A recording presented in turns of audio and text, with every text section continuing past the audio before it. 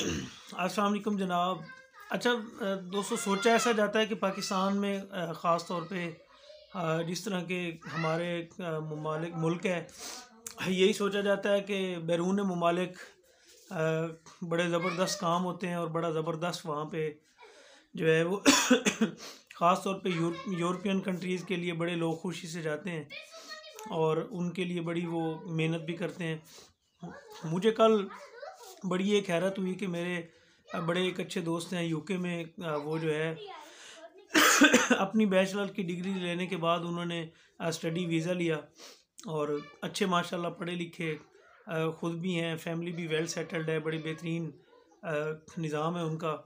तो वो लोग वो चले गए बाहर और सिर्फ 2 माह के बाद वो वापस आ गया। मेरी उनसे मुलाकात हुई कल और बड़ा मैं हैरान हुआ कि जब उनसे मैंने पूछा, मैंने कहा यार क्यों आप वहाँ पे सेटल नहीं हो सके, क्या वजह बनी? तो उनके हकीकी चचा वहाँ पे रहते हैं। तो वो कहते हैं कि पहले दिन जाते हुए मुझे बड़ी अजीब व गरीब सूरत हाल ये लगी कि मेरे जो चचा थे वो मुझे एयरपोर्ट से लेने आए और लेने के बाद मैं यहाँ पे प्लान बनाए बैठा था कि वो मुझे बड़े अच्छे तरीके से वहाँ से रिसीव करेंगे और रिसीव करने के बाद मुझे घर लेके जाएंगे। तो जिस तरह हमारा यहाँ पाकिस्तान में होता है कि पूरा मतलब प्रोटोकॉल होगा और उसके बाद फिर मुझे अपनी ड्यूटी पे ले जाएंगे, ये यूनिवर्सिटी लेके जाएंगे। तो वो कहते हैं कि ऐसा कुछ भी नहीं हुआ।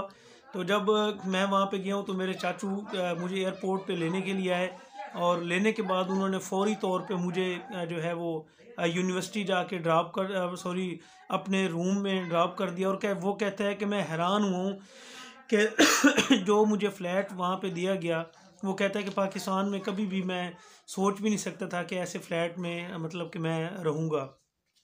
तो वो कहते हैं कि बस मेरे चाचू ने मुझे वहाँ पे ड्रॉप किया और ड्रॉप करने के बाद मतलब वो चले गए अपनी जॉब पे और उन्होंने मुझे यही कहा कि भाई मैं शाम को वापसी पे मिलता हूँ। तो अब क्योंकि टाइम मेरे पास शॉर्ट है। वो कहता है कि पूरा दिन बिल्कुल अलग सा एक फ़्लैट था। तो कहता है बड़ी मुश्किल से मैंने गुजारा किया। मैंने कहा यार ये काम है, फंस गया हूँ, बड़ा परेशान था। वहाँ की सिम अभी तक नहीं थी, किसी से रब्ता नहीं था। तो कहते भाई शाम को मेरे कज़न्स और बाकी जो चाचू हैं वो फिर मुझे वहाँ पे लेने के लिए आए और शाम को वो मुझे अपने घर ले गए। और उसके बाद मैं फिर अपनी आंटी से मिला तो मैं वहाँ जाके पहले दिन ही रोना शुरू कर दिया कि मेरे साथ पहला दिन जो है वो अच्छा नहीं हुआ। तो नेक्स्ट डे वो कहते हैं मैं यूनिवर्सिटी गया हूँ। तो यूनिवर्सिटी में भी जो है वहाँ पे क्योंकि ज़ाहिर बात है यहाँ पे आपको स्टेटमेंट शो करवानी होती है, उसका 25% जो फ़ीस है वो यहाँ पे पहले पाकिस्तान में करनी पड़ती है। बाकी जो स्टेटमेंट वो 90 लाख या 1 करोड़ की शो करवाते हैं, उसका मकसद यही होता है कि इतने पेमेंट इनके पास है। तो यूनिवर्सिटी जैसे ही मैं गया तो कहता है कि वहाँ पे मुझे पहले दिन से ही उन्होंने डिमांड शुरू कर दी कि आप अपनी बकिया फ़ीस दें। तो कहता है वो भी मेरे लिए बड़ी हैरानगी वाली बात थी। तो जब मैं यूनिवर्सिटी मैंने जाना शुरू किया तो कहता है मैंने सोचा कि यार ये कैसे मैनेज करूँगा। तो वहाँ पे कहता है मैंने साइकिल ख़रीदी और साइकिल में ये है कि मतलब उसके ऊपर मैंने फूड डिलीवरी का काम भी शुरू कर दिया। अब क्योंकि यूके में ज़्यादा सिस्टम ये है कि पहाड़ी इलाके हैं ज़्यादा। तो कहते हैं भाई वो पहाड़ी की चढ़ाई के ऊपर साइकिल चलाना। तो फिर कहते यार मैंने बड़ी मुश्किल से वहाँ पे 1 माह गुजारा। मेरी वहाँ पे उनसे सेहत के हवाले से भी बात हुई। तो वो कहते हैं कि भाई वहाँ पे एमरजेंसी वाला कोई सीन है ही नहीं, बहुत कम है। तो अगर किसी से आपने चेक करवाना है तो उसके लिए पहले बाकायदा अपॉइंटमेंट लेनी पड़ती है। ये पाकिस्तानी यहाँ वाला सीन नहीं है कि आप जाएँ और जाके चेकअप करवाएं। बाकायदा पहले अपॉइंटमेंट होती है, उसके बाद डॉक्टर को चेक करवाया जाता है। बाकी वो एक और चीज़ उनकी अच्छी लगी, चीज़ें खालिस हैं, वो कहते हैं अच्छी चीज़ें मिल जाती हैं। लेकिन पाकिस्तान जो है ये किसी नेमत से कम नहीं है। अपना जो होम टाउन होता है, होम ग्राउंड होता है। तो यहाँ पे वो 2 माह के बाद वहाँ से वापस आ गए हैं और अब लाहौर में जोहर टाउन में वो अपना ज़ाती बिज़नेस कर रहे हैं, लाहौर में सेटल हैं।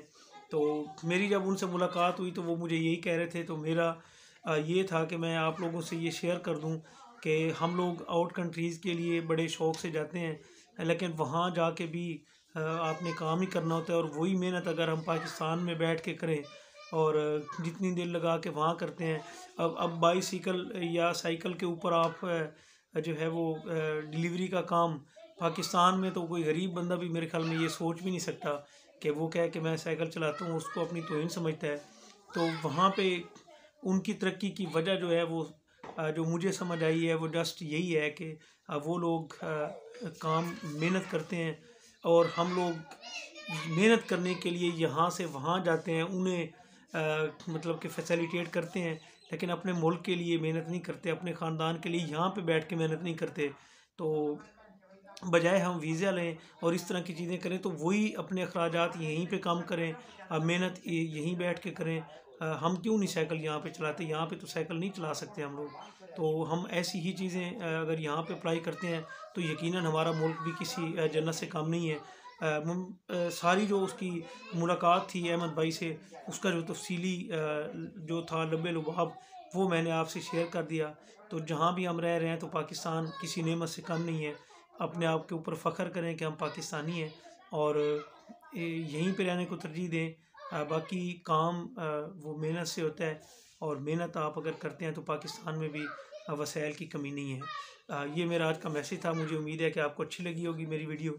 मज़ीद इस तरह की वीडियोज़ के लिए मेरे चैनल को सब्सक्राइब करना मत भूलिएगा। Thank you.